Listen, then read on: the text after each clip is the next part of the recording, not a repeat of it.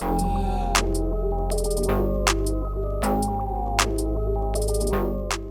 guys, my name is Jasmine and this is the COLORWAYS Podcast where I dish about all things mixed and multicultural. And today I'm here with several guests. We're talking about something that is very important in the Asian American community, and I want to introduce everyone. So, cussing or no? Is this a no cussing? You can. Just don't cuss a lot.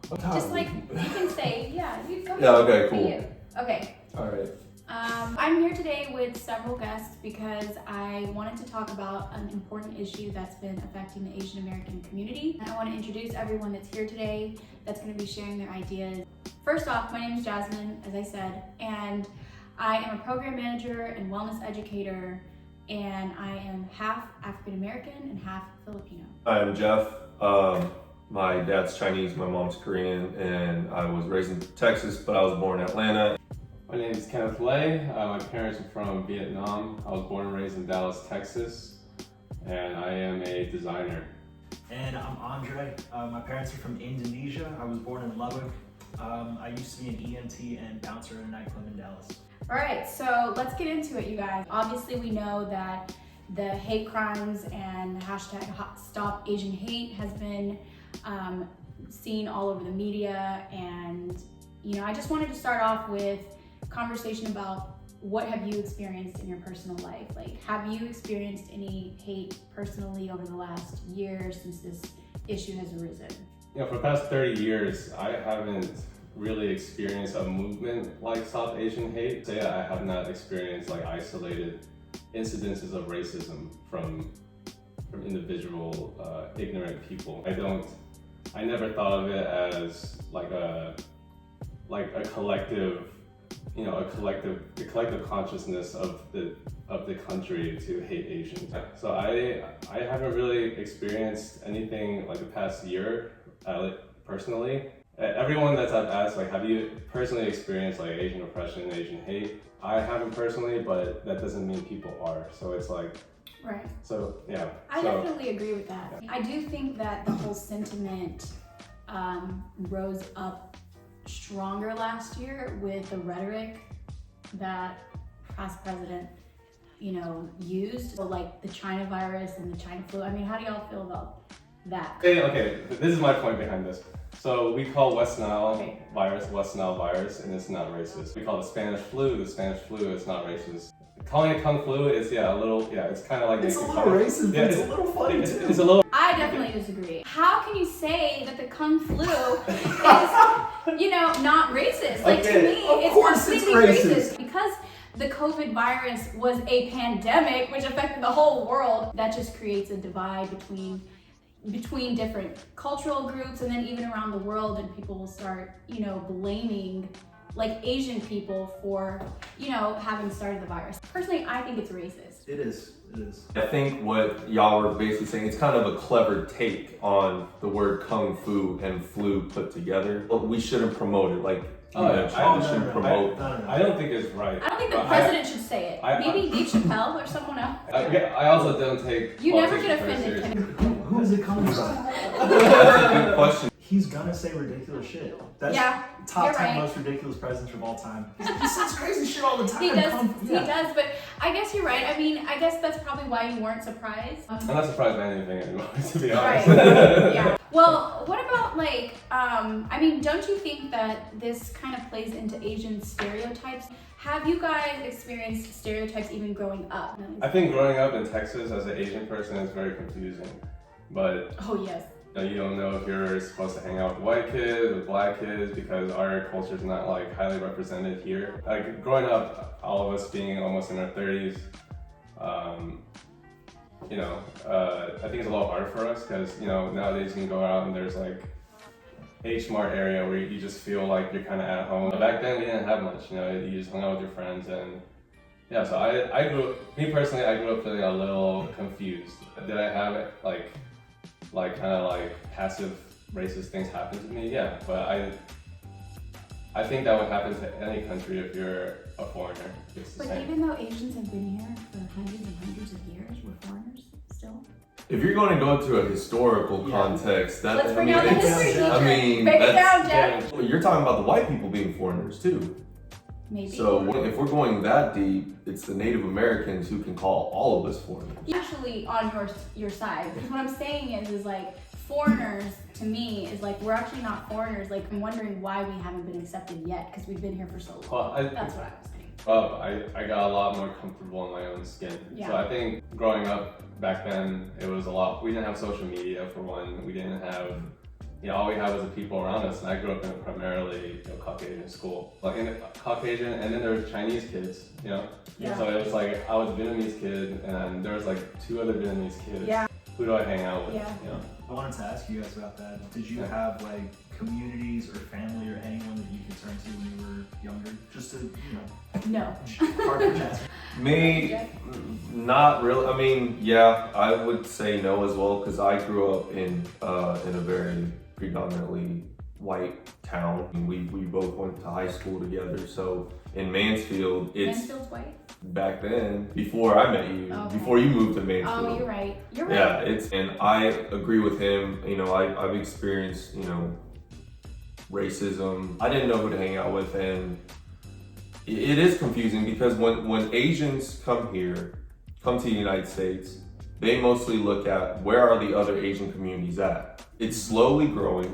It's growing a lot. Yeah, it's growing a lot everywhere. Growing up, it was a little harder because it's like you don't have YouTube, you don't have social media, you don't have any technological resources to help others be aware of who Asians are. Well, everyone just assumed all of us Chinese, but we're not. My experiences on growing up in Texas, like you were saying, I definitely relate that it is confusing. I definitely don't feel like I had anyone that looked like me in school other than my brother. But being African American and Asian is like a whole other experience in and of itself.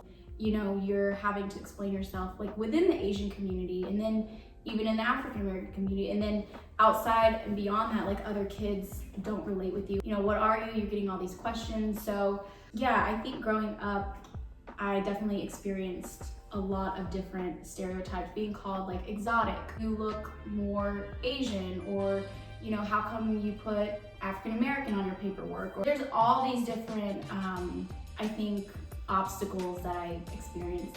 It's a good segue to microaggressions. Is it? Kinda. Wait, I want to know about your childhood experience. I think one default response to being an other is to just kind of putting armor around yourself. Actually, you talking about your background kind of makes me like the pieces are together. I see why your brother's like an MMA fighter now. Yeah. You have people talking shit about you all the time. You're gonna learn how to defend yourself in Yeah. one way or have an outlet for that. Right. I guess I kind of did the same thing. Yeah.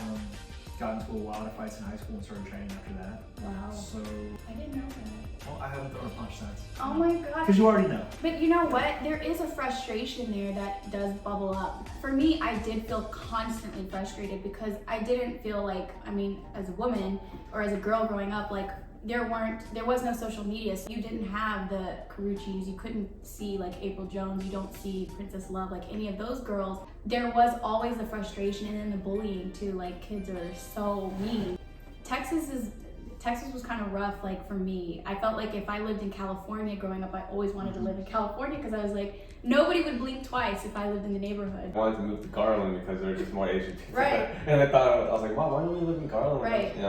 And when you're a kid, I feel like you want to be with people who look like you. And Well, like 2 words, Filipino parties. Like, you go to Filipino parties or like even Asian parties, like if my family were to go, I would always feel like this uncomfortable feeling like when we walk in, because it's like, oh, wait, what? Like and so, but then going to high school with you, that was more of like a fun time because there were so many more Asians. Like I went to school in Louisville, so it was mostly a Caucasian kind of like we actually met when we were teenagers, but we didn't know it until adults. But it was a more Caucasian population. And going to Arlington, Mansfield, like lots of Black people, lots of Asians, lots of Hispanic people. I felt more at home personally. Did you guys try to fit in with your environment when you were younger? Yes. Oh no! I was trying to hang out with the cool kids at first in middle school, and then in high school I started breakdancing, so I hung out with like the step team. And then I had an emo phase. Yeah. I think because we as Asians don't have like a strong like subculture to be drawn to, we have to like experiment with like hip hop, rock. Try on abilities. Yeah, preppy, you know, grungy, you know. Jeff, you want to talk about What? in high school? You want to talk about your identity in high school, Jeff? I mean, are you talking about my nickname or are you talking about what I did in high school? What you did. Oh, well, you know, you want to fit in, but I always grew up listening to Korean music before it was called K-pop. So that's something I always try to introduce my white, black, Hispanic friends in high school. And they're like, oh, wow, this is nice. I don't think they were really getting into it, but they respected the, how do you say, like maybe the appreciation for like, you know, Korean hip hop or Korean rock. And we all went through phases like an emo phase or a preppy phase or, you know, things like that. Well, I went along the same experiences as well, but I also tried to incorporate, you know, the culture that I was raised into. For example, in middle school, I even though I was hanging out with like a lot of white kids, I used to buy like Cheetos from like the Korean markets, but they're like the Korean branded Cheetos. Yeah, all like corn or the barbecue one, and I'll just bring it, and they're like, the kids were like, what is that? Aren't those Cheetos? Because that's Chester the Cheetah.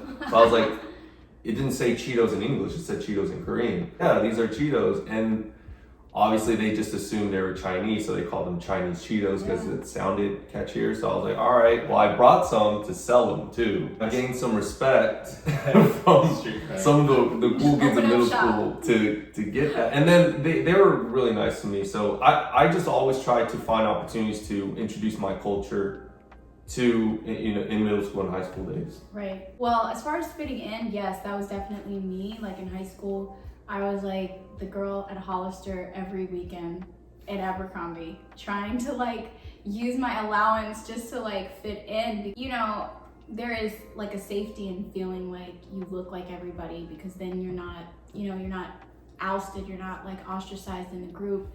That was my way of trying to hide my ethnicity, because if I could look at least, you know, like straighten my hair or like wear the same clothes as them, then that would at least communicate from like an external standpoint that I was valid, or that I was, you know, part of the group, or I wanted people to like me. But now that has all changed. Like, I don't think I've been to those stores in like 10, however many years. Fitting in was definitely something I struggled with. My brother, he was more like confident, outgoing, more of the social butterfly. So never really had like a clique until I got to like junior year. But in my formidable years, like middle school, high school, I never really felt like I was part of any specific group. You probably find me hanging out with like 2 people here, 1 person there, but it wasn't like, oh, I'm part of this, you know, Asian collective, or I'm part of the black collective. Like, I was just kind of whatever, whoever will take me, I'll be there. Drifter. I was a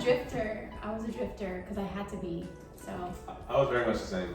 I had like different friends in different cliques, but not really married to one specific clique. Yeah. It's been like that. Maybe like never being part of one group, being like, you know, the Asian person in the room. Maybe that's one reason why Asian hate is a thing, is because you don't know enough of them to like, you know, really be familiar with the culture. Right. Is that just me, or? Yeah, no, that's completely agree with super valid. You are maybe the only experience that someone is seeing, and they just they're not exposed to the culture itself. It's hard for me to believe that too at the same time, because it's like, I don't know, like there's so much culture and media, and you're seeing everything on, you know, socials. At least for the generation Z and millennials, maybe not so much, but maybe like, I don't know. Like, cause I feel like the Z's are tight. Jeff, you probably know better than me being a teacher, but I feel like from what I've seen and heard, they're a lot more open and accepting to just all sorts of new ideas, not just racial, but maybe gender and stuff. You know, teaching in a school, you see, I don't teach Asian kids, and I teach Hispanic kids who appreciate Asian culture. And I think with the Gen Z, because of YouTube, I think that is the #1 source to how everything's kind of tied together, and everyone's learning about other things. Anime, which is hugely successful. They're learning about K-pop. They're learning about food too, by going out to some of these Asian markets and trying out sushi or ramen. I remember growing up, they didn't pronounce ramen right. People would say, hey, you be eating them Roman noodles all the time. I'm like, Roman? I think with Generation Z, they know how to speak or correct their parents, you know, mom, dad. They're not all Chinese. He's Japanese, he's Korean, he's Vietnamese, he's Indonesian, things like that. I think with Gen Z, I'm not too worried about them, like eager to learn. Right. So they're more curious. They've had social media their whole lives, so it's like they can see people in Asia. Like they can see people, what they're doing in, you know, Latin America or Europe, or like there's so much access there. And I think the acceptance is because they're so exposed to it that it's like, yeah, that's so-and-so, I know that person. Like it's not like a big introduction to culture itself. I think they want to like, you know, get along. And when they enter the workforce, I think it'll be really interesting to see like how we are, because we will be like their bosses, you know, or their superiors in the workplace. So I'm excited for the Generation Z to come into the workplace. Some of them need to go. How do you guys feel about, we're talking about like workplaces, like American Airlines is saying they wanted to hire 50% more minorities. Like, does it matter? For me, I just want someone who's not going to crash the plane. We'll hire them. Good point. Does it matter? I think it does. I do think that, you know, intentionally hiring minorities and ethnic groups can be a good thing. If a company is saying that we need this and we should do this, then obviously, I mean, from the top down, that's showing that the leadership cares about who they employ. I think that it can be a slippery slope in some settings where you're trying to meet this quota, and it becomes condescending to the minorities that are already working there. I think as long as you're doing it intentionally and that you want to make sure that there's representation, I don't think it's a bad thing. I think representation is great. I would rather not be hired based upon like if a company is wanting to like up their color a little bit. Like, but do they want to up it because they have been historically only hiring a certain group? Because then I mean, to me, then that means that they're working on an internal employment. I think diversity in the workplace is great. Like I said, I just would rather be hired on my skill set and like my merit than my skin color or whatever. But my argument to that is like, I think a lot of times minorities are a lot more talented than we give them credit for. Oh, they I are. think, like anyone could say, well, I don't want to be hired because I'm brown, right? Or I don't want you to hire me just because I'm brown. But the reality is that most of these people who are like a lot of people of color and a lot of communities of color are highly skilled and talented. So I definitely think that, I don't know. That's true. You know what I'm trying to say? I think there's skilled, talented people everywhere, all races. That's true, but Asians are like, you said it yourself at the beginning, Asians are like more economically successful, or more educated than others, do well, like household incomes higher. So there's a bias there. It has a lot to do with like how we're raised and, you know, like, just the way you like respect elders, and it's just passed down to us. In other cultures, like, they don't necessarily have to like say hi when they go inside someone's house, you know, like, and I think all that really like accounts for why Asian people, you know, it's just like different our culture. And, strict discipline. Yeah, it's very disciplined. Well, that leads me into the other question about the model minority. Yeah, So let's talk about that. Because to me, like I've studied a lot on the beginning of like Asian history in the United States, and so the model minority is basically this idea that, okay, you came to this country, you pulled yourself up by your bootstraps without needing really very much government help, and you're successful, and you've built your generational wealth on your own, and you are a model minority. So like, what do you guys think about that? And do you think that creates like a division with other cultural groups coming here to the United States? Do you think it's dangerous, or? I mean, like, yeah, Asian people, we're not a monolith, you know, we're a diaspora of like different personalities, different cultures, different mannerisms. So it's like, yeah, we shouldn't all be put in a group like that. But I also don't think it's that bad of a stereotype. I don't, because like it's not that bad. Like it could be way worse. We could be like, you know. I think it's a bad stereotype, only because the model minority, that because they put Asian people on a pedestal, that creates a division for other minorities in the country. like you've seen that when an Asian person succeeds, like back in the early 1900s, if they succeeded, then that is celebrated, that is like cherished. But if other minority groups ask for specific rights, then it's like, why are you asking for that? Like, I want someone to say, like, the Asians could do it, why can't we be? Right, because that's what I'm saying. There's like a whole set of there's layers to it. Like comparing one group to another not only creates like a division between the two groups, but now they're expected to do things exactly the same way, but with a very different set of resources. So that's just my opinion.